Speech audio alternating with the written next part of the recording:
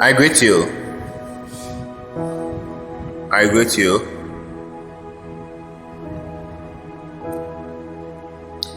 There was something I've been thinking of lately. I do a lot of thinking lately, a lot of it. And I want to share with you some of my thoughts with you, my dear friends. Let us consider the enigmatic and mysterious subject of death and the soul. For centuries, humans have been perplexed by these two intertwined concepts. Yet, we continue to search for answers, for meaning, for purpose. But what if I were to tell you today that perhaps the answer lies not in the pursuit of knowledge, okay, but in the acceptance of our own ignorance? You see, we are so consumed by the idea of death that we forget to live. We spend our entire life chasing after material possessions, seeking for fame and fortune, striving to leave a lasting legacy. But what happens when our time comes? What happens when we take our final breath? All of our worldly possessions, all of our accomplishments, all of our struggles, they all fade away, leaving us with nothing but our essence, our soul, our being. And what is this soul that we speak of? Is this some tangible entity that can be measured or observed? No, that's not it, my friends. It is much more elusive than that. You see, the soul is the essence of our being, the part of us that connects us to something greater than ourselves. It is the part of us that lives on after our physical body ceases to exist. But what happens to our soul after we die? Is that a question? Well, this is a question that has plagued philosophers and theologians and scientists alike for centuries.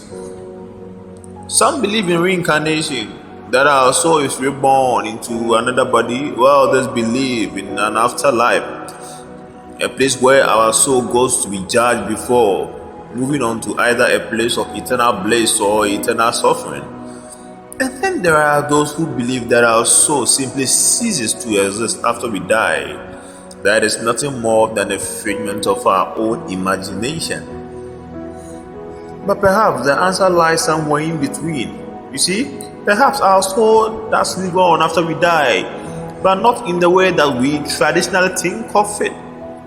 Perhaps our soul lives on through the memories we leave behind, through the impact we have on others, through the love that we share. Our soul lives on through the connections we make with others, and in that way, it becomes eternal.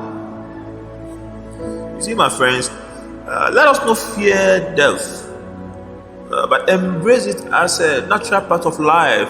Let us live each moment to its fullest, cherishing connections we make with others and leaving behind a legacy of love and kindness.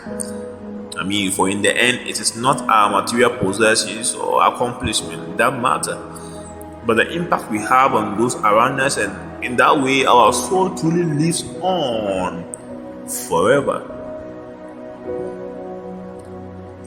Now, some may argue that this perspective is too simplistic, that it does not provide the answers we seek about the nature of the soul and what happens to it after death. But I will argue that perhaps the answer is not meant to be known, that we are not meant to fully understand the mysteries of the universe entirely. Instead, let us embrace the mystery. Let us revel in the unknown, for it is in this acceptance that we can find true freedom, true peace, When we stop striving to know everything and instead focus on living in the present moment, we can truly connect with our soul and with the world around us properly. And what of those who have passed on before us? Should we mourn their loss or celebrate their life? Again, I will argue that it is both. We can mourn the loss of their physical presence in our lives, but we can also celebrate the impact they had on us and the world around them.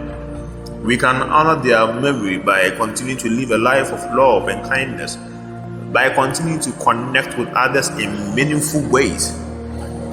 In the end, my dear friends, death and the soul are not something to be feared or avoided, but rather embraced as a natural part of life.